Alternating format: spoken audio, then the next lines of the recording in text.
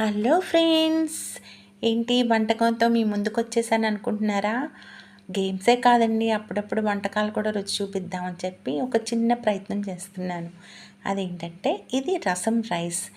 దీనికి కావాల్సినవి ఏంటంటే పెసరపప్పు, కందిపప్పు, బియ్యం, టమాటో, ఉల్లిపాయ, పచ్చిమిరపకాయ, చింతపండు కావాలి. ముందుగా పెసరపప్పు, కందిపప్పు కలిపి గ్లాస్ తీసుకొని మిగిలిన గ్లాస్ బియ్యం తీసుకొని కడిగేసి పక్కన పెట్టుకోవాలి.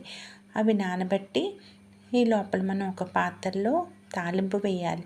తాలింపులో వెల్లుల్లిపాయలు, పసుపు, ఇంగువ అన్నీ వేసాక ఉల్లిపాయలు, పచ్చిమిర్చి, టమాటాలు అన్నీ వేసి ఉప్పు వేసి మగ్గపెట్టాలి.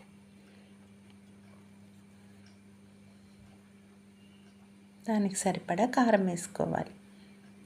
తర్వాత మనం ముందుగా నానబెట్టి ఉంచిన పప్పు బియ్యం కలిపినవి దానిలో వేసుకొని 1కి 4 వాటర్ పోసుకోవాలి. పోసుకొని దాంట్లో రసం పౌడరు